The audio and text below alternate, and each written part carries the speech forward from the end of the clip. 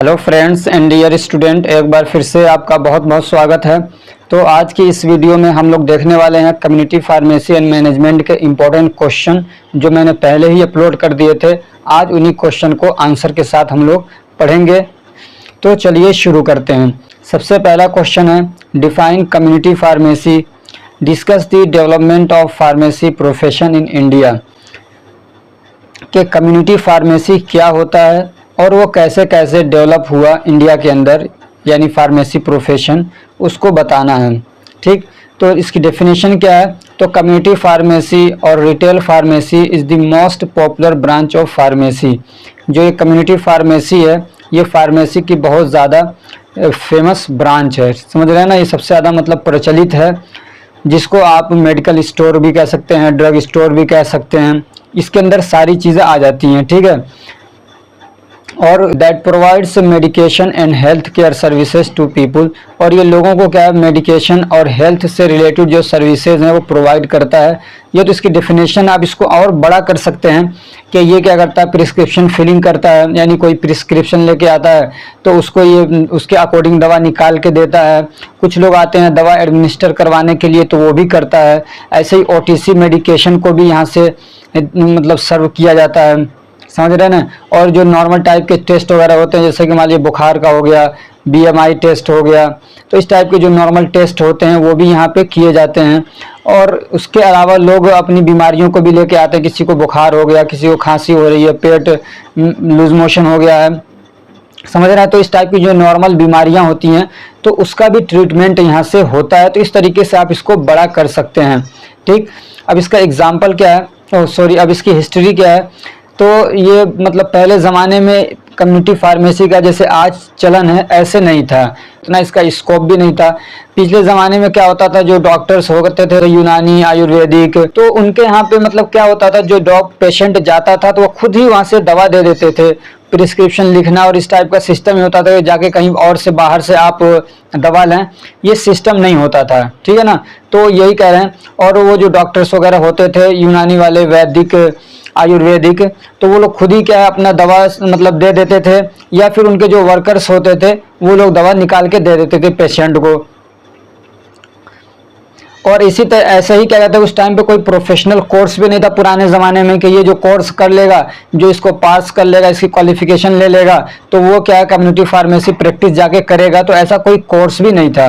ठीक है, और जब ये एलोपैथिक यानी जो अंग्रेजी दवा का सिस्टम है, ये जब शुरू हुआ तो शुरू में जो डॉक्टर्स वगैरह होते थे वो खुद ही दवा को क्या है डिस्पेंस करते थे अपने मरीजों तक। फिर क्या हुआ, बाद में धीरे धीरे वो उन्होंने वर्कर्स रख लिए। ठीक है, और फिर क्या करते थे, जैसे मान लीजिए अंदर चेंबर में डॉक्टर बैठे हुए, वहां से दवा प्रिस्क्राइब कर देते थे और उन्हीं के हॉस्पिटल में या उन्हीं के मतलब क्लिनिक पे उन्हीं के आदमी बैठे रहते थे और वहां से वो दवा निकाल के दे देते थे। तो ये चलता था। कभी ऐसा होता था कि दवा बनी हुई नहीं है, 2-4 दवाओं को मिलाना है, तो वो पर्ची में लिख देते थे। उनके जो कंपाउंडर होते थे यानी जो वर्कर होते थे वो दवा को कंपाउंड कर देते थे, आपस में मिला के बना देते थे। तो वहीं से ये कंपाउंडर भी निकला है। ठीक है, 1948 act, many of people started to sell without any drug licence and this was not a crime. और जब फार्मेसी एक्ट जो कि 1948 में आया था, ये ड्रग एंड कॉस्मेटिक एक्ट नहीं है, ये फार्मेसी एक्ट की बात हो रही है, ये 1948 में आया था। तो उसके आने से पहले उस वक्त में भी लोग क्या है दवा बेचना शुरू कर दिए थे, लेकिन उस वक्त में बिना लाइसेंस के बेचते थे। उनके लिए लाइसेंस लेना वगैरह कोई कंपलसरी भी नहीं था। और जब ये drug and cosmetic act 1940 and rules 1945 जब वो इन्फोर्स्ड हुआ, कब हुआ, 1948 में, जब उसको पूरी तरीके से लागू कर दिया गया। इसमें यहाँ पे बच्चों को कन्फ्यूज़न होता है कि ड्रग एंड कॉस्मेटिक एक्ट कब आया था, तो आया था 1940 के अंदर, और उसके रूल्स बने थे कब, 1945 के अंदर। ठीक है ना, ड्रग एक्ट आ गया, उसके अकॉर्डिंग फिर रूल्स बनते हैं, फिर कुछ कमेटियाँ वगैरह बनती हैं, समझ रहे, कुछ अथॉरिटीज़ बनती हैं, कुछ बॉडीज़ बनती हैं, फिर उसके बाद उस एक्ट को लागू किया जाता है। तो पूरा एक प्रोसेस होता है, समझ रहे, ऐसा नहीं कि तुरंत हो जाता है। अब वो कमेटी बनाना, फिर उसके लिए लोगों को तैयार करना ताकि उसको इम्प्लीमेंट किया जा सके। अब फिर क्या होता है, नेशनल लेवल पे कमेटीज बनती हैं, स्टेट लेवल पे बनती हैं, डिस्ट्रिक्ट लेवल पे बनती हैं, तो पूरा टाइम लगता है। तो 1948 के अंदर इस एक्ट को पूरी तरीके से लागू कर दिया गया। ठीक है, तो जब ये एक्ट लागू हो गया, ड्रग एंड कॉस्मेटिक एक्ट जब ये लागू हो गया 2048 के अंदर। तो उसके बाद से अब ये कंपलसरी कर दिया गया कि जो भी अगर दवाओं का कारोबार करना चाहता है तो उसके लिए ज़रूरी है कि वो रजिस्ट्रेशन कराए अपना, ठीक है ना। उसके पास फार्मासिस्ट रजिस्ट्रेशन सर्टिफिकेट होना चाहिए। और वो कहाँ से मिलेगा उसको? स्टेट से, अपने जिस स्टेट में वो प्रैक्टिस करना चाहता है वहाँ की जो स्टेट फार्मेसी काउंसिल है वो उसको बना के देती है। लेकिन उस वक्त में भी क्या कोई क्वालिफिकेशन रिक्वायर्ड नहीं था, इसलिए कि अभी तक पढ़ाई का पूरा सिस्टम नहीं बना था, लोग पढ़े भी नहीं थे, तो क्वालिफिकेशन की रिक्वायरमेंट नहीं थी। जब फार्मेसी एजुकेशन है बिकम इफेक्टिव, लेकिन जब अच्छे तरीके से पढ़ाई होने लगी इंडिया के अंदर फार्मेसी वाली, उसके बाद अब ये कंपलसरी कर दिया गया कि जो भी अब रजिस्टर्ड फार्मासिस्ट बनना चाहता है तो उसको एग्जाम देना पड़ेगा, क्वालिफिकेशन उसको क्वालिफाइड होना पड़ेगा, तभी वो रजिस्टर्ड फार्मासिस्ट बन सकता है, ठीक है। अब उसके लिए मिनिमम क्वालिफिकेशन क्या रखेगा कि डिप्लोमा इन फार्मेसी उसके पास होना चाहिए, या कोई और दूसरा ऐसा कोर्स जो पीसीआई ने अप्रूवल दे रखा है तो उसको भी क्या है इसके इक्वल माना जाएगा, और उसके बेस पे भी आदमी लाइसेंस ले सकता है, रजिस्टर्ड फार्मासिस्ट बन सकता है। अब इसके डेवलपमेंट के बारे में तो उसको आप पढ़ लीजिएगा, ठीक है।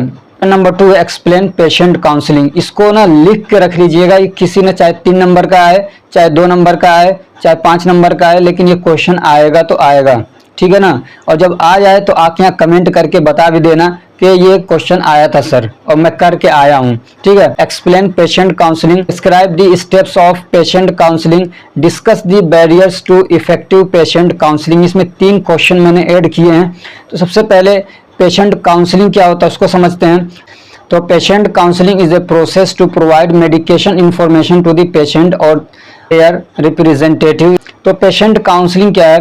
तो पेशेंट काउंसलिंग एक पूरा एक प्रोसेस होता है जिसमें पेशेंट को इंफॉर्मेशन प्रोवाइड किया जाता है उसके मेडिकेशन से रिलेटेड, यानी उसकी दवा चल रही है या कोई प्रिस्क्रिप्शन लेके आया है, दवा यूज़ करने जा रहा है वो, तो उसके मेडिकेशन के लिए कि वो दवा कैसे यूज़ करेगा, उसके साथ में क्या कॉन्ट्राइंडिकेशन होंगे, उस दवा का डोज क्या होगा, उसकी टाइमिंग क्या होगी, उसका स्टोरेज कंडीशन क्या होगा, कुछ एडवर्स इफ़ेक्ट आ सकते हैं या लाइफ के अंदर कुछ चेंजेस लाना है, खाने में कुछ आगे पीछे करना है, तो ये सारी बातें जो उसको बताई जाती हैं उसी को बोलते हैं पेशेंट काउंसलिंग। अब पेशेंट काउंसलिंग का क्या बेनिफिट है कभी पूछ लेता है, तो इसकी वजह से क्या होता है दवा का इफेक्टिवनेस बढ़ जाता है, क्योंकि दवा अब सही सिलेगा, सही डोज मिलेगा तो दवा का जो इफेक्टिवनेस है वो बढ़ जाता है। और इससे क्या है पेशेंट को भी दवा के बारे में एक अच्छी खासी नॉलेज मिल जाती है। जब आदमी को किसी चीज़ के बारे में नॉलेज होता है तो उसको एक सेटिस्फेक्शन भी होता है ठीक है। ऐसे जो पेशेंट के डाउट्स हैं दवा के यूज़ करने के रिगार्डिंग वो भी इसमें क्लियर हो जाते हैं, दूर हो जाते हैं। इसकी वजह से जो मेडिकेशन मिस्टेक हैं या मेडिकेशन एरर कह सकते हैं वो कम हो जाता है, ठीक है। Patient feel courage to ask question, और जब पेशेंट काउंसलिंग होती है तो उसमें पेशेंट को भी मौका मिल जाता है अगर कोई क्वेश्चन वो पूछना चाहता है तो, और इसमें ड्रग इंटरेक्शन का जो चांस है वो भी कम हो जाता है, ठीक है। ऐसे ही क्या है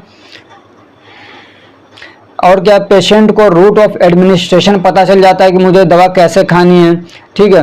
ऐसे क्या अगर उसको अच्छे से आप उसको अच्छे से अगर काउंसिल करते हैं तो दवा को कैसे स्टोर करना है उसके बारे में भी समझ जाता है, तो दवा डिग्रेड नहीं होती है, ठीक है। दवा का मतलब समझिए खराब नहीं होती है, और क्या स्टोरेज कंडीशन उसको मालूम हो जाता है। ऐसे क्या उसको नॉन फार्माकोलॉजिकल मैनेजमेंट भी पता चल जाता है। अब इसकी ये पूछता है स्टेजेस ऑफ पेशेंट काउंसलिंग, तो 4 स्टेज में पेशेंट काउंसलिंग होती है। सबसे पहला स्टेज क्या है preparation for counselling session. Counselling session के लिए पहले प्रिपरेशन किया जाता है, अभी सारी चीज़ें डिटेल से पढ़ेंगे आप। उसके बाद होता है opening of the counselling session, उसके बाद होता है काउंसलिंग कंटेंट, सबसे मेन पार्ट होता है, और चौथा होता है क्लोजिंग सेशन। फर्स्ट स्टेज जो है प्रिपरेशन फॉर काउंसलिंग सेशन, उसमें क्या होता है तो अगर आप अच्छे से मतलब क्या कहते हैं अगर आप अच्छे से काउंसिल करना चाहते हैं, सक्सेसफुल काउंसलिंग करना चाहते हैं तो उसके लिए ज़रूरी ये है कि आप एक तो आपको मतलब क्या कहते हैं कम्युनिकेशन स्किल आती हो, एक तो ये भी ज़रूरी होता है, और दूसरे ये कि आप पेशेंट से जो बात करने जा रहे हैं तो उसके रिगार्डिंग, उसकी बीमारियों के रिगार्डिंग, वो दवाएं कौन सी यूज़ कर रहा है उसके रिगार्डिंग कुछ मालूमात पहले से आप ले लीजिए, समझ रहे हैं ना, ताकि आप उसको आसानी से और इफ़ेक्टिव तरीके से बता सकें। अब ये कि आप उसके बारे में नॉलेज कहाँ से लेंगे, तो उसकी जो कभी तो ऐसा होता है कि पेशेंट हिस्ट्री आपके पास होती है तो वहाँ से ले लेते हैं, उसका जो प्रिस्क्रिप्शन होता है वहाँ से आप ले लेते हैं, या पुराना कोई प्रिस्क्रिप्शन रिकॉर्ड है तो वहाँ से आपको उसके बारे में कोई नॉलेज मिल जाता है। अब ऐसा होता है कि मान लीजिए कुछ दवाएं प्रिस्क्रिप्शन में उसके ऐसे लिखी हुई हैं जो आपको मालूम नहीं है कि ये इसका क्या यूज़ है, इसका क्या एडवर्स इफेक्ट आ सकता है, इसका क्या और इसके क्या डोजेज वगैरह हैं जो आपको समझाना है पेशेंट को। तो अब ये कह रहे हैं कि आप पहले उसके बारे में नॉलेज इकट्ठा करिए, तब फिर उसके बाद काउंसलिंग शुरू करिए।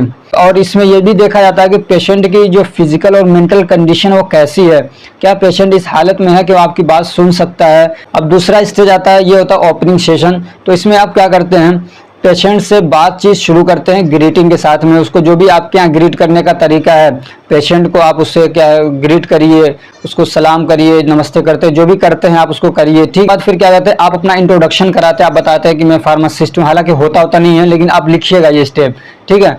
तो आप उसको बताते हैं कि मैं फार्मासिस्ट हूँ, ठीक है, मैं आपको काउंसिल करना चाहता हूँ, आपके दवाओं के बारे में आपको कुछ बताना चाहता हूँ, ठीक। उसके बाद आप उसको पर्पस बताएंगे काउंसलिंग का। फिर उसके बाद जो फार्मासिस्ट है वो पेशेंट से उसके बारे में कुछ इन्फॉर्मेशन लेगा, उसको समझने की कोशिश करेगा इसकी क्या बीमारी है, ठीक है, और उसके ट्रीटमेंट वगैरह को समझना चाहेगा। बीमार से खुद पूछेगा कि तुमको क्या दिक्कत है, नहीं दिक्कत है, ठीक है। जब फार्मासिस्ट है उससे ओपन एंडेड क्वेश्चन पूछेगा, न कि क्लोज एंडेड क्वेश्चन, यानी है कि एकदम सीधा सिंपल क्वेश्चन पूछेगा। ये नहीं कि घुमा फिरा के क्वेश्चन पूछे, ऐसा नहीं होना चाहिए, ताकि पेशेंट अच्छे से समझे और सही से उसका रिस्पॉन्स भी दे सके। उसके बाद आता है स्टेज 3 काउंसलिंग कंटेंट या काउंसलिंग सेशन। ये सबसे मेन पार्ट होता है काउंसलिंग सेशन का, ठीक है। अगर ये मिस हो जाए तो काउंसलिंग का कोई मतलब ही नहीं रह जाता है। तो इसमें क्या होता है, आप पेशेंट को दवाओं के रिगार्डिंग जो उसका ट्रीटमेंट है उसके अकॉर्डिंग उसको बहुत सारी इन्फॉर्मेशन देते हैं, और आप ज़रूरत के हिसाब से उसको घटा और बढ़ा सकते हैं। तो यहाँ पे बहुत सारे पॉइंट्स से दिए हुए हैं। तो सबसे पहला क्या है, name and dose of medication, ठीक है। मेडिकेशन जो आप दे रहे हैं तो ये बताएंगे ये वाली दवा और इसका इतना डोज खाएंगे आप, ठीक है। और अगर आप देखते हैं ज़रूरत लगती है आपको कि आप ये भी बता सकते हैं कि ये वाली दवा आपको क्यों प्रिस्क्राइब की गई है, इस दवा से आपको क्या फ़ायदा होगा, ये भी बता सकते हैं। रूट ऑफ एडमिनिस्ट्रेशन बताएंगे, ड्यूरेशन ऑफ ड्रग एडमिनिस्ट्रेशन बताएंगे, यानी कितनी देर के बाद आपको दवा लेनी है। ऐसे क्या आते हैं, उससे क्या फ़ायदा होने वाला है, एक्सपेक्टेड बेनिफिट बताएंगे। और ये भी बताएंगे कि आपकी दवा ये कितने दिनों तक चल सकती है, नहीं चल सकती, हालांकि ये तो डॉक्टर खुद बताते हैं, ठीक है। पॉसिबल एडवर्स इफेक्ट जो आ सकते हैं उसके बारे में बताएंगे। ऐसे क्या कहते हैं, स्टोरेज कंडीशन जो है, रिकमेंडेशन है वो बताएंगे उसको। और अगर कोई डोज छूट जाता है तो उसके बारे में आप उसको बताएंगे। तो भी बताएंगे कितने टाइम के बाद आपको मतलब इसका असर दिखने लग जाएगा।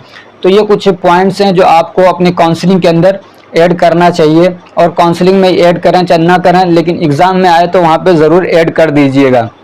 उसके बाद है क्लोजिंग सेशन, ये चौथा स्टेज है। इसमें क्या करते हैं, आप पेशेंट से थोड़ा सा फीडबैक लेते हैं, यानी उससे कुछ क्वेश्चन वगैरह पूछते हैं कि मैंने जो काउंसलिंग की है आपको समझ में आया कि नहीं आया, कोई डाउट वगैरह है तो आप उसमें कोई डाउट है तो उसको क्लियर कर सकते हो। और फिर उसका एक थोड़ा सा हल्का फुल्का सा मतलब चेक भी करेंगे इसको मेरी बातें समझ में आई कि नहीं आई। जैसे कि मान लीजिए आपने ये दवा दी, तो जैसे उसका तरीका ये है कि आपने कोई एक दवा उठाई उसकी जो उसके लिए प्रिस्क्राइब की गई है, जिसके बारे में आप समझा चुके हैं, और पूछेंगे कि बताइए ये आप कैसे लेंगे, दिन में कई बार लेंगे। तो इस टाइप से कुछ क्वेश्चन वगैरह उससे आप पूछेंगे। और ये कि इस सेशन को क्लोज किया जाए उससे पहले फार्मासिस्ट को चाहिए कि एक बार पूरा जो उसने बताया है डिटेल से उसको समराइज करके बता दे, थोड़ा शॉर्ट में बता दे, ठीक है। और अगर चाहे तो फार्मासिस्ट अपना कॉन्टैक्ट नंबर भी शेयर कर सकता है कि अगर आपको कोई दिक्कत होती है, कोई परेशानी होती है तो आप इस नंबर पे कॉन्टैक्ट कर सकते हैं। अब एक टॉपिक इसमें barrier to effective patient counselling, यानी वो कौन सी चीज़ें हैं जो पेशेंट काउंसलिंग को इफेक्टिव होने से रोक देती हैं। बहुत सारे फैक्टर्स हो सकते हैं, कुछ फैक्टर्स ऐसे हैं जो फार्मासिस्ट से रिलेटेड हैं, कुछ फैक्टर्स ऐसे हैं जो पेशेंट से रिलेटेड हैं, और कुछ फैक्टर्स ऐसे हैं जो सिस्टम से रिलेटेड हैं, यानी जो फार्मेसी है वहाँ का सिस्टम सही नहीं है तो भी दिक्कत हो सकती है, ठीक। तो कुछ हम लोग देख लेते हैं। तो जो फार्मासिस्ट से रिलेटेड बैरियर्स हैं वो क्या हो सकते हैं, लैक ऑफ नॉलेज, ठीक है ना, पेशेंट के बारे में उसको नॉलेज नहीं है तो वो सही से पेशेंट काउंसलिंग नहीं कर सकता है। ऐसे लैक ऑफ कॉन्फिडेंस, पेशेंट जो फार्मासिस्ट है उसको कॉन्फिडेंस नहीं है, अभी नया नया वो आया है, ठीक है। ऐसे क्या लैक ऑफ स्किल, यहाँ पे कम्युनिकेशन स्किल कर देंगे तो ज़्यादा अच्छा रहेगा, ठीक है। कम्युनिकेशन स्किल भी और जो दूसरी स्किल है वो भी आ सकती हैं, ठीक है। दवा निकालने का, पेशेंट काउंसलिंग करने की उसको स्किल नहीं है, उसको अभी एक्सपीरियंस नहीं है काम करने का, ऐसे क्या एज डिफरेंस की वजह से भी दिक्कत आती है। डिफरेंस ऑफ जेंडर भी क्या एक बैरियर होता है। समझ में आ रही बात। अगर फीमेल को समझाए तो बहुत अच्छे से उनको अपनी बातें समझा सकती हैं। ऐसे क्या इनअप्रोप्रिएट कम्युनिकेशन, अच्छे से कम्युनिकेशन नहीं हो पा रही, उसकी वजह से भी। लैंग्वेज डिफरेंस की वजह से भी। मान लीजिए कोई चाइनीज़ है और वो आपको काउंसलिंग कर रहा है, आप ऐसे सुनने में कोई प्रॉब्लम है, कमी है। ऐसे टाइम की कमी है, ठीक है। ऐसे लेक ऑफ प्रिपरेशन, फार्मासिस्ट ने पूरी तरीके से प्रिपरेशन नहीं की, तो ये सारी चीज़ें बैरियर हो सकती हैं। पेशेंट की तरफ से जो बैरियर्स हैं वो क्या हो सकते हैं, तो पेशेंट को क्या है, फार्मासिस्ट पे ट्रस्ट नहीं है, या वो सही से सुन नहीं रहा है। लेक ऑफ टाइम है, उसके पास भी टाइम की कमी है, भागना चाह रहा है जल्दी जल्दी में, या फिजिकल एंड मेंटल कंडीशन कोई सही नहीं है उसकी, ठीक है। जेंडर डिफरेंस ये भी हो सकता है, लैंग्वेज डिफरेंस हो सकता है। मिसअंडरस्टैंडिंग ऑफ इंफॉर्मेशन जो दी गई उसको गलत समझ लिया।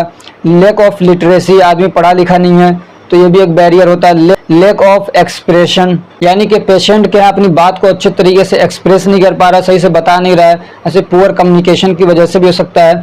सिस्टम से रिलेटेड है, तो जैसे कि सिस्टम से रिलेटेड बैरियर क्या हो सकता है, लेक ऑफ प्राइवेसी को पूरी तरीके से मेंटेन नहीं किया जा रहा है। Lake of pharmacist in pharmacy के अंदर फार्मासिस्ट की कमी है।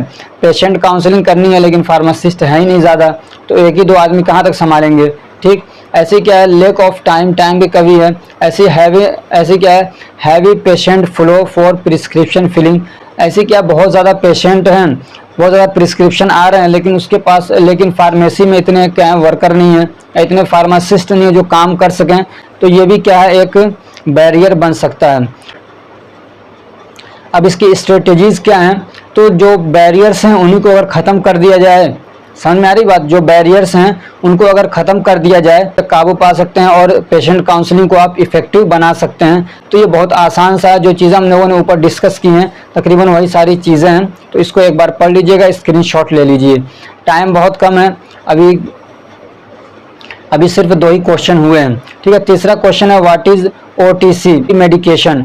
OTC मेडिकेशन क्या होता है। आगे अगला क्वेश्चन है describe the role of pharmacist in OTC medication and risk factors of OTC medication, ठीक।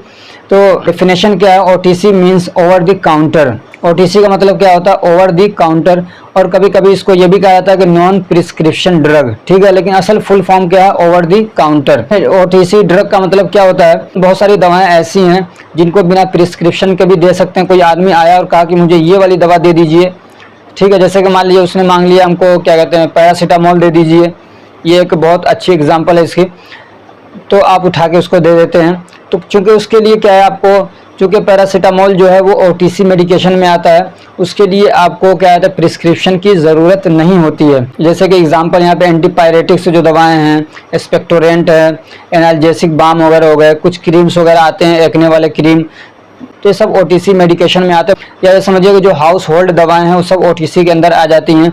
तो वो दवाएँ जिनको डिस्पेंस करने के लिए प्रिस्क्रिप्शन की ज़रूरत नहीं पड़ती है, तो उनको हम लोग क्या बोलते हैं, OTC मेडिकेशन।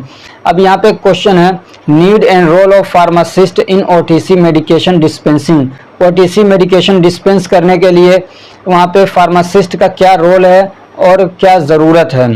तो फार्मासिस्ट ऐसे पर्सन होते हैं, ऐसे लोग होते हैं जिनके पास पेशेंट लोग कांटेक्ट करते हैं, खास तौर से OTC मेडिकेशन के लिए। फार्मासिस्ट की बहुत डिमांड होती है OTC मेडिकेशन डिस्पेंसिंग के लिए। अब चूंकि पेशेंट ज़्यादातर इन्हीं से क्या है आके कांटेक्ट कर रहे हैं OTC मेडिकेशन के लिए, तो इनको थोड़ा सा क्या है अपनी जिम्मेदारी के बारे में केयरफुल होना चाहिए और बहुत ध्यान से OTC मेडिकेशन को डिस्पेंस करना चाहिए। They should track the use of OTC medication, और कोई इनसे बार बार OTC मेडिकेशन लिए जा रहा है तो उसको थोड़ा ट्रैक भी करना चाहिए, कर क्या रहा है, ये कहीं बेच तो नहीं रहा ले आके, ये कहीं इसको मतलब मिसयूज़ और ओवर यूज़ तो नहीं कर रहा है, उसको ट्रैक भी करना है। They are required to limit the frequency of OTC medication, और उनकी ये भी जिम्मेदारी है, भी रोल बनता है कि अगर कोई बहुत ज़्यादा ले जा रहा है, उसकी फ्रीक्वेंसी बहुत ज़्यादा, उसको कम करे OTC मेडिकेशन को। अगर उसकी बीमारी ठीक नहीं हो रही है, कहे जाके आप डॉक्टर से कांटेक्ट करिए, ऐसे बार बार आपको खुद से OTC मेडिकेशन नहीं ले जाना चाहिए। ऐसे क्या है, तो जो फार्मासिस्ट है उसको ये भी चाहिए कि पेशेंट को बताए कि खुद से आप अपना इलाज कर रहे हैं, खुद से आप OTC मेडिकेशन ले जा रहे हैं, तो ये अच्छा नहीं है। और जो फार्मासिस्ट है उसको ये भी चाहिए कि कोई OTC मेडिकेशन ले जा रहा है तो उसके रिगार्डिंग उसको कुछ इन्फॉर्मेशन दे दे, जैसे उसकी सेफ्टी के बारे में, उसका कितना, उसका डोज कितना यूज़ होगा, ठीक है, कैसे उसको यूज़ किया जाए, उसका स्टोरेज कंडीशन क्या है, तो वही बताना चाहिए। पेशेंट को ये भी बताइए आप उसके डिसएडवांटेज क्या है OTC मेडिकेशन के। खुद से आदमी अपना इलाज किए जा रहा है, खुद से OTC मेडिकेशन लेके खा ले रहा है, उसका क्या डिसएडवांटेज है वो भी बताना है। जब पेशेंट दवा ले रहा है इससे OTC मेडिकेशन, तो उस वक्त में फार्मासिस्ट को ये भी देखना चाहिए कि उसके सिम्टम्स वगैरह क्या हैं, ये जो दवाएं ले रहा है उसके सिम्टम्स के हिसाब से सही है कि नहीं है, तो इसका भी ख्याल रखना चाहिए। फार्मासिस्ट की भी जिम्मेदारी है कि मान लीजिए कोई पेशेंट आया और उसके सिम्टम्स से लग रहा है कि उसको बुखार है, तो उसके अकॉर्डिंग अगर वो कोई दूसरी दवा लेना चाह रहा है तो उसको सही गाइड भी कर दे कि इस सिम्टम्स के लिए, इन बीमारियों के लिए ये सही दवा नहीं है, बल्कि ये वाली दवा आप ले जाइए, आपको ज़्यादा इससे फ़ायदा होगा।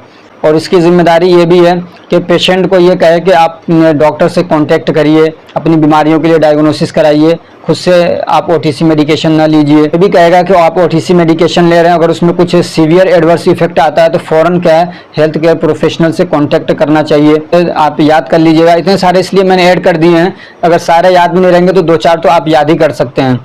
अब रिस्क फैक्टर्स क्या है OTC मेडिकेशन के, वो नीचे हैं। एक क्या होता है, एलर्जिक रिएक्शन हो सकता है, जैसे कि दूसरी दवाओं से एलर्जिक रिएक्शन होता है, ऐसे ही इसकी वजह से भी एलर्जिक रिएक्शन हो सकता है, साइड इफ़ेक्ट आ सकते हैं। हालांकि जो OTC मेडिकेशन उनको सेफ माना जाता है, लेकिन फिर भी साइड इफ़ेक्ट आने के चांसेस रहते हैं, जैसे कि ड्रोजीनेस हो गया, डिजीनेस हो गया, ड्राई माउथ वगैरह। ये इंडिकेशन नहीं है, ये इंटरेक्शन है, ठीक है ना, इसको सही कर लीजिएगा। इंटरेक्शन विद अदर मेडिसिन, मान लीजिए OTC ड्रग ले गया और कोई दवा पहले से भी खा रहा था और दोनों एक साथ खा ली उसने, तो उसकी वजह से इंटरेक्शन हो सकता है, ड्रग टू ड्रग इंटरेक्शन हो सकता है, जिसकी वजह से हो सकता है कि सीवियर एडवर्स इफेक्ट आ जाएं। ऐसे क्या है, मिस यूज़ और ओवर यूज़। OTC मेडिकेशन का रिस्क फैक्टर ये भी है कि आदमी ले आके उसको मिस यूज़ कर सकता है, ओवर यूज़ भी कर सकता है, जिसकी वजह से कुछ सीवियर कॉम्प्लिकेशन और एडवर्स इफेक्ट शो हो सकते हैं, अकर हो सकते हैं, ठीक है ना। तो इसलिए OTC मेडिकेशन को जहाँ तक हो सके फार्मासिस्ट को चाहिए कि अपनी निगरानी में दे और काउंसलिंग के साथ दे, और ये समझाए पेशेंट को कि आप डॉक्टर से कंसल्ट करिए, उसके बाद ही दवा ये सब ले जाइए। खुद से दवा खाना इतना अच्छा नहीं है अगर आपको दवाओं के बारे में नॉलेज नहीं है। अगला क्वेश्चन है, write a note on communication skill including classification, telephonic, 1-to-1, written communication and body language. आपको एक नोट लिखना है कम्युनिकेशन स्किल के ऊपर, ठीक है। उसमें आप उसकी क्लासिफिकेशन भी बता दीजिए कि टाइप, यानी उसके टाइप बता दीजिए कितने टाइप का कम्युनिकेशन स्किल होता है, और फिर टेलीफोनिक को भी उसमें ऐड कर लीजिए। 1-to-1 कम्युनिकेशन क्या, उसके बारे में थोड़ा बहुत बता देना है, रिटन कम्युनिकेशन के बारे में थोड़ा बहुत बताना है, और बॉडी लैंग्वेज को भी थोड़ा एक्सप्लेन करना है। तो इन सब चीज़ों को मिलाते हुए आपको एक नोट लिखना है। तो सबसे पहले ये समझिए कि कम्युनिकेशन स्किल क्या होता है। कम्युनिकेशन स्किल से पहले समझिए कम्युनिकेशन क्या होता है। तो कम्युनिकेशन का मतलब होता है बातचीत, और असल मतलब ये है कि अपनी जो आपके दिमाग में कोई बात है, अपना कोई मैसेज है, कोई आइडिया जो दूसरे तक आप पहुंचाना चाहते हैं, शेयर करना चाहते हैं, उसी को बोलते हैं कम्युनिकेशन, ठीक है। यानी एक से दूसरे तक कोई चीज़ पहुंचाना। अब उसी को अगर अपनी बात को, अपनी थॉट को, अपनी आइडियाज़ को, अपने ख्यालात को, अपने नज़रियात को अगर आप बहुत अच्छे तरीके से किसी को शेयर करते हैं, किसी को समझा देते हैं, किसी तक पहुंचा देते हैं, तो उसी को बोलते हैं communication skill. When communication is done in A effective way, और अगर जो कम्युनिकेशन उसको बहुत अच्छे से किया जाए तो उसी को बोलते हैं, इट इज़ कॉल्ड कम्युनिकेशन। यहाँ पे छूट गया है, कम्युनिकेशन बढ़ा लीजिएगा, it is called communication skill, ठीक है। इसको क्या बोलते हैं, कम्युनिकेशन स्किल बोलते हैं, अगर कम्युनिकेशन को बहुत अच्छे से किया जाए।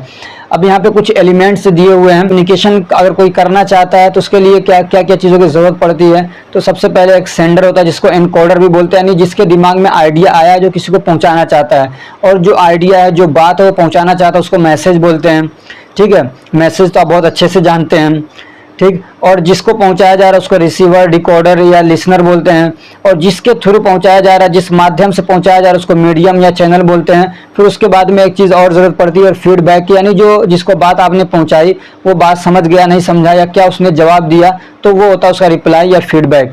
अब दो तरीके का कम्युनिकेशन स्किल होता है, एक होता है वर्बल, एक होता है नॉन वर्बल। वर्बल का मतलब ये होता है जिसमें आप वर्ड्स वगैरह यूज़ करते हैं, मैं आपको यहाँ पे पूरा यहीं से समझा दे रहा हूँ, ठीक है। और इसकी डिटेल थोड़ी बहुत आगे आप पढ़ लीजिएगा। सबसे पहले क्या होगा, कम्युनिकेशन। और ये डायग्राम अगर आप ये फ्लो चार्ट बना सकते हैं तो बना दीजिएगा, इससे मार्क्स ज़्यादा मिल जाएंगे आपको। कम्युनिकेशन दो तरीके का हो गया, एक हो गया वर्बल, एक हो गया नॉन वर्बल। अब वर्बल क्या होता है, वर्बल का मतलब ये होता है जिसमें आप वर्ड्स वगैरह यूज करते हैं, चाहे वर्ड्स वो रिटन फॉर्म में हो, चाहे आप उसको बोल रहे हो, ठीक है ना। वर्बल यानी आप अपनी बात को पहुंचा रहे हैं बोल के, आप अपनी बात को पहुंचा रहे हैं वर्ड्स के जरिए से। समझ में आ रही बात। जैसे मैं आपको अपनी बात पहुंचा रहा हूं तो इसमें मैं वर्ड का सहारा ले रहा हूं, वर्ड्स की मदद से, शब्दों की मदद से मैं आपको बात पहुंचा रहा हूं, तो वो होता है वर्बल कम्युनिकेशन। और दूसरा होता है उसी के मुकाबले में नॉन वर्बल कम्युनिकेशन, जिसमें वर्ड्स वगैरह यूज नहीं किए जाते अपने बात को एक्सप्रेस करने के लिए, अपनी बात दूसरे तक पहुंचाने के लिए। इसमें कुछ इशारे वगैरह किए जाते हैं, अलग अलग टाइप के हैं, ठीक है। जो भी तरीका हो जिसमें वर्ड यूज नहीं किया जा रहा है और कोई मैसेज दिया जा रहा है, कोई पैगाम पहुंचाया जा रहा है, तो वो होता है नॉन वर्बल कम्युनिकेशन, ठीक है ना। वर्ड तो समझ रहे हैं ना, जैसे अलग अलग लैंग्वेज के वर्ड्स होते हैं, जो भाषाएं हैं उनका यूज होता है, तो वो वर्बल कम्युनिकेशन होता है। अब ये भी दो तरीके का होता है, एक होता है ओरल और दूसरा होता है रिटन। ओरल यानी मुंह के जरिए से बोल के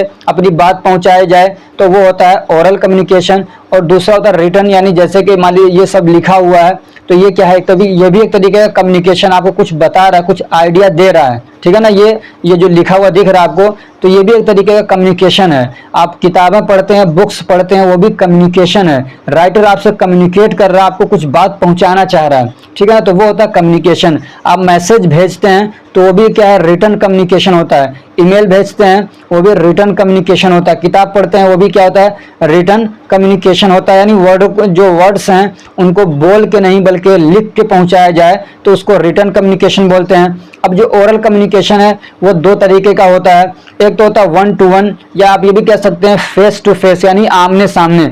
अब इसमें ये भी हो सकता है कि एक आदमी आमने सामने है, या ये भी हो सकता है कि एक आदमी है वो बहुत सारे लोगों से बात कर रहा है, और ये भी हो सकता है कि बहुत सारे लोग ग्रुप बना के आपस में डिस्कशन कर रहे हैं। ये सारी चीजें किसमें आ जाती है, 1 to 1 कम्युनिकेशन के अंदर आ जाती हैं। और एक होता है टेलीफोनिक कम्युनिकेशन। टेलीफोनिक कम्युनिकेशन क्या होता है कि इसमें आप मतलब टेलीफोन के जरिए से या इंटरनेट के किसी भी जरिए से, चाहे आप उसमें मोबाइल यूज़ कर रहे हो, लैपटॉप यूज़ कर रहे हो, कंप्यूटर यूज़ कर रहे हो, या जो क्या होता है लैंडलाइन जो फ़ोन होता है वो यूज़ कर रहे हो, कुछ भी यूज़ कर रहे हो जिसमें आप मतलब फेस टू फेस बात नहीं कर रहे हैं, जिसमें आप मतलब किसी भी तरीके से इलेक्ट्रॉनिक माध्यम का यूज़ करते हैं, इलेक्ट्रॉनिक मीडिया का यूज़ करते हैं, इंस्ट्रूमेंट का यूज़ करते हैं। समझ में आ रही बात। तो उसको क्या बोलते हैं, टेलीफोनिक बोलते हैं। ऐसा नहीं कि सिर्फ आप जब टेलीफोन यूज कर रहे हो तभी उसको टेलीफोनिक बोलेंगे, क्योंकि ये मतलब ये जो क्लासिफिकेशन वगैरह की गई तो ये पुरानी है। तो उस वक्त में हो सकता है कि मोबाइल फोन ना आया हो, वीडियो चैटिंग ना आई हो, वीडियो कॉलिंग ना आई हो, नहीं तो यहाँ पे सारी चीज़ें आ जाती। तो इसमें आप ये समझ रहे हैं ना, जो भी फ़ोन के ज़रिए से, इंटरनेट के ज़रिए से जो कम्युनिकेशन किया जाए तो वो सब किस में आता है, टेलीफोनिक कम्युनिकेशन।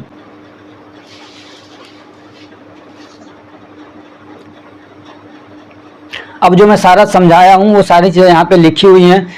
ये आपको पीडीएफ तो मिल गया होगा, ठीक है। तो आप इसको यहाँ से पढ़ लीजिएगा। जिन लोगों ने हमारा पेड ग्रुप में, जिन लोगों ने 100 रुपीज़ पे करके पेड सब्सक्रिप्शन नहीं लिया है व्हाट्सएप ग्रुप का, तो वो यहाँ से स्क्रीनशॉट ले लें। आप इसको यहाँ से पढ़ लीजिएगा। मैं किसी को भी फोर्स नहीं करता हूँ कि आप उसको लीजिए, आपकी मर्जी है। आप अगर पेड ग्रुप ज्वाइन कर लेते हैं तो आपको सारी चीज़ें मैं वहाँ पे प्रोवाइड कर देता हूँ, ठीक है। अगर आप नहीं लेना चाहते हैं, कोई ज़बरदस्ती नहीं है, आप यहाँ से अपने हाथ से नोट्स बना लीजिए तो और अच्छा है। और अगर आप 100 रुपीज़ पे करते हैं तो आपको सारे सब्जेक्ट के नोट्स A4 साइज़ में अवेलेबल करा दिए जाएंगे, और आपको व्हाट्सएप ग्रुप के साथ में जोड़ भी दिया जाएगा, जहां पे मैं सारी चीज़ें अपडेट करता रहता हूं, सारे इंपॉर्टेंट क्वेश्चन वहां पे डालता रहता हूं। इसके अलावा जो बहुत सारे स्टेट के क्वेश्चन वगैरह आते रहते हैं तो वो भी वहाँ पे मैं देता रहता हूँ स्टूडेंट को, तो उनको काफ़ी उससे हेल्प मिल जाती है। तो आप भी अगर ज्वाइन करना चाहते हैं तो मेरा नंबर है 9694480523।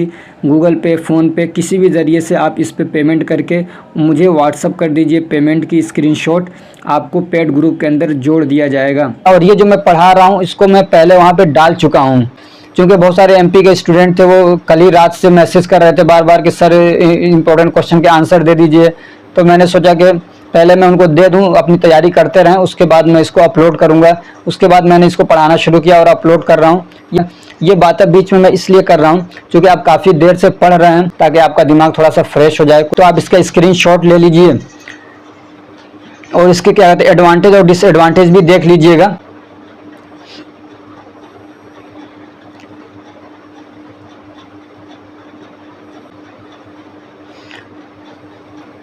हम लोग पढ़ते हैं नॉन वर्बल कम्युनिकेशन।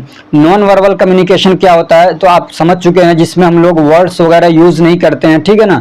उसमें हम लोग कुछ इशारे वगैरह करते हैं, अपना फेस का इशारा करते हैं, अपने जो लिम्स हैं उसका इशारा करते हैं, अपने बॉडी का जो हमारा क्या कहते हैं हमारे फेस का जो गेस्चर है, बॉडी का पोस्चर है। समझ में आ रही बात। तो इन सब चीज़ों को यूज़ करके हम लोग कोई मैसेज देना चाहते हैं, आपका हेयर स्टाइल कैसा है, आपका कपड़ा पहनने का स्टाइल कैसा है, तो ये सारी चीज़ें जो हैं ये सारी चीज़ें जो हैं आज सामने वाले को एक मैसेज देती हैं, तो उसी को हम लोग बोलते हैं नॉन वर्बल कम्युनिकेशन। इसमें अपनी बात पहुंचाने के लिए वर्ड्स का सहारा नहीं लिया जाता है, ठीक। और एक बात और ध्यान रखिए, आमतौर से लोग 35% वर्बल कम्युनिकेशन यूज़ करते हैं और 65% नॉन वर्बल कम्युनिकेशन यूज़ करते हैं। अब नॉन वर्बल कम्युनिकेशन में क्या क्या चीज़ें आती हैं, तो इसमें आ जाता है आपका बॉडी लैंग्वेज, जिसको काइनेसिक्स भी बोलते हैं, क्या साइन एंड सिंबल्स आ जाते हैं, पैरा लैंग्वेजेस आ जाते हैं। पैरा लैंग्वेजेस का मतलब होता है जैसे अब मैं बात कर रहा हूँ तो उसमें जो टोन वगैरह यूज़ करना, ऊपर नीचे करना, तो ये सारी चीज़ें, अपने आवाज़ के वॉल्यूम को बढ़ा देना, कहीं भी पतला कर देना, तो ये सारी चीज़ें आती हैं, ठीक है ना, पैरा लैंग्वेजेस में। एक होता है प्रोक्सेमिक्स यानी स्पेस लैंग्वेज। स्पेस लैंग्वेज जैसे कि मान लीजिए आप किसी पार्क में गए और देखा कि दो लोग बैठे हुए हैं, एक इधर मुंह कर रखा है और एक उधर मुंह कर रखा है, तो ये आपको क्या बताता है, फिर लगता है कि इनमें आपस में बनती नहीं है। समझ में आ रही बात। और जिस चेयर पे बैठे हैं उसमें भी मतलब बीच में गैप कर रखा है, दूर दूर बैठे हैं, तो इससे भी आपको कुछ समझ में आता है। समझ में आ रहा है। ऐसे साइलेंस भी एक लैंग्वेज है, जैसे आदमी एकदम खामोश है, कुछ नहीं बोल रहा है, तो उससे भी आप कुछ अंदाज़ा लगाते हैं। हो सकता है किसी परेशानी में हो सकता है कुछ सोच रहा हो, ठीक है, हो सकता है कि वो डिप्रेशन में हो, तो आप उससे भी कुछ आप अंदाज़ा लगाते हैं, कुछ मैसेज देता है। ऐसी टाइम लैंग्वेज, आदमी ने घड़ी पहन रखी है और ऐसे अपने हाथ पे इशारा करता है ना, तो बोल कुछ नहीं रहा, सिर्फ घड़ी की तरफ इशारा कर दे रहा है, तो वो भी क्या है, एक लैंग्वेज है। ऐसे क्या होता है, ऐसे होता है हैप्टिक्स या टच लैंग्वेज। आप किसी को टच करते हैं तो टच करने का अलग अलग अंदाज होता है, अलग अलग उसके इमोशन के साथ टच किया जाता है, तो वो भी एक मैसेज देते हैं। ऐसे आदमी का जो अपीयरेंस है वो भी एक मैसेज देता है। अब इसमें जो बॉडी लैंग्वेज है इसको थोड़ा सा हम लोग डिटेल में देख लेते हैं। तो बॉडी लैंग्वेज में कई सारी चीज़ें आती हैं। तो बॉडी लैंग्वेज भी क्या है, ये भी एक तरीके का नॉन वर्बल कम्युनिकेशन होता है। इसमें क्या होता है, आदमी अपने फिजिकल बिहेवियर को यूज़ करके कोई मैसेज डिलीवर करता है। जैसे कि गेस्चर हो गया, इसमें आदमी क्या करता है, अपने जो लिम्स हैं ना, जैसे हाथ, दोनों हाथ हो गए, दोनों पैर हो गए, तो उनका इशारा करके एक मैसेज देना चाहता है। जैसे आप इस बच्चे को देख सकते हैं, ये मैडम को देख सकते हैं, ठीक है ना, तो ये एक इशारा आपको मिल जाता है, ये क्या मतलब आपको मैसेज देना चाहते हैं। ऐसे एक फेशियल एक्सप्रेशन होता है, आदमी खुश है तो उसके चेहरे का एक्सप्रेशन अलग होता है, स्माइलिंग है और गुस्से में है या किसी कन्फ्यूज़न में है, किसी परेशानी में है, तो अलग अलग चेहरे के एक्सप्रेशन से आप उसको समझते हैं, ठीक है। एक होता है आई कॉन्टेक्ट। आई कॉन्टेक्ट भी कुछ बताता है, जैसे आप इनको देख के आप अंदाज़ा लगा सकते हैं कि इनका क्या रिलेशन है, ठीक है। एक होता है पोस्चर, जैसे यहाँ पे ये साहब बैठे हुए हैं तो आप इनके पोस्चर से भी अंदाज़ा लगा सकते हैं कि ये मतलब बहुत गहरी सोच में है, लग रहा है कोई परेशानी है, कोई दिक्कत है, नर्वसनेस है, टायर्डनेस है, ठीक। और एक होता है ड्रेस कोड। ड्रेस कोड से भी कुछ अंदाज़ा लगाया जाता है, ठीक है। अगला क्वेश्चन है व्हाट इज़ प्रिस्क्रिप्शन, क्या होता है प्रिस्क्रिप्शन, उसको बताइए। और डिस्कस द वेरियस पार्ट्स, ठीक है, और प्रिस्क्रिप्शन के जो अलग अलग पार्ट्स होते हैं उसको बताइए। Explain the steps involve in the prescription handling, और प्रिस्क्रिप्शन हैंडलिंग में कौन कौन से स्टेप्स इन्वॉल्व हैं उसको बताइए, ठीक है। यहाँ पे 3 क्वेश्चन आ गए हैं। सबसे पहले प्रिस्क्रिप्शन क्या होता है, तो medical prescription is a written order from a doctor to chemist और फार्मासिस्ट। तो प्रिस्क्रिप्शन क्या होता है, तो ये डॉक्टर या फिजिशियन की तरफ से एक रिटन मैसेज होता है या एक रिटन ऑर्डर होता है जो कि फार्मासिस्ट को दिया जाता है, किसके ज़रिए से, एक किसी डॉक्टर या फिजिशियन के ज़रिए से। और उसमें क्या होता है, उसके अंदर कुछ इंस्ट्रक्शन होते हैं, या तो ये कि दवा आपको प्रिपेयर करना है, मान लीजिए 2-3 दवाओं को मिला के एक दवा बनानी है, उसके लिए पहले ये ज़्यादा होता था, ठीक है, या तो फिर दवा डिस्पेंस करने के लिए उसमें ऑर्डर होता है कि आप ये दवा प्रिपेयर करके, या दवा आपके पास है तो डायरेक्टली उसको निकाल के आप पेशेंट को देंगे, ठीक है ना। तो ये समझिए कि दवा डिस्पेंस करने के लिए डॉक्टर के ज़रिए से फार्मासिस्ट को एक ऑर्डर दिया जाता है कि ये दवा, ये दवाएं आप पेशेंट को देंगे। अब इसके पार्ट्स क्या हैं, तो कई सारे इसके पार्ट्स हैं। तो सबसे पहला क्या है, इसमें आप डेट भी लिखते हैं, ठीक है ना, जो प्रिस्क्रिप्शन उसमें डेट होना चाहिए। ऐसे ही name, age, sex and address of patient, ठीक है ना, पेशेंट के बारे में सारी चीज़ें लिखना है। ऐसे क्या है, सुपरस्क्रिप्शन होता है एक। सुपरस्क्रिप्शन यानी जैसे RX का सिंबल बनता है, ये उसमें आप RX आपने देखा होगा डॉक्टर लगा देते हैं। इससे पहले किसी गॉड के लिए यूज़ होता था। मानना ये था कि कोई उनका गॉड है जो मतलब पेशेंट को शिफा देता है, पेशेंट की रिकवरी में काम आता है। लेकिन आजकल इसका जो रिवाज है, जो इसका मतलब होता है वो ये होता है कि RX लिखा रहता है। इसका मतलब ये कि डॉक्टर की तरफ से ये प्रिस्क्रिप्शन दिया जा रहा है, ठीक। उसके बाद होता है एक inscription. It is the most important part of the prescription. और जो प्रिस्क्रिप्शन होता है उसका सबसे मेन पार्ट यही होता है, ठीक है। इसके अंदर क्या है, दवा वगैरह के बारे में, उनकी क्वांटिटी और दूसरी इंफॉर्मेशन उन दवाओं के लिए जो प्रिस्क्राइब्ड की जा रही हैं वो लिखी रहती हैं। और एक होता है subscription. In this part prescriber provide instructions for pharmacist such as drug administration, timing like BD, ठीक है। और इस पार्ट के अंदर जो प्रिस्क्राइबर है वो कुछ डायरेक्शंस देता है फार्मासिस्ट को कि ये दवा को कब एडमिनिस्टर करना है, कितनी बार एडमिनिस्टर करना है। जैसे कि BD दे दिया, यानी दिन में 2 बार इसको यूज़ करना है। आजकल क्या चल रहा है, जो प्रिस्क्राइबर हो क्या करते हैं, मान लीजिए यहाँ पे दवा लिखी, कोई भी दवा, मान लीजिए पैरासीटामोल है या ओमिप्राजोल है, तो सामने उसी के कितना mg लेना है, 20 mg लेना है, 500 mg लेना है, वो लिख दिया। फिर आगे यहाँ पे ये लिख देते हैं कि आप इसको दिन में कई बार लेना है, तो वहाँ पे ऐसे गोले बना देते हैं, या वहाँ पे लिख देंगे ट्वाइस अ डे, या वहाँ पे लिख देंगे TD BD, ठीक है। तो वो फार्मेसी से समझ जाता है, ठीक। पार्ट्स ऑफ प्रिस्क्रिप्शन और क्या आता है, उसमें आता है सिग्नेचर, ठीक है। उसमें आता है signature, address and registration number of prescriber.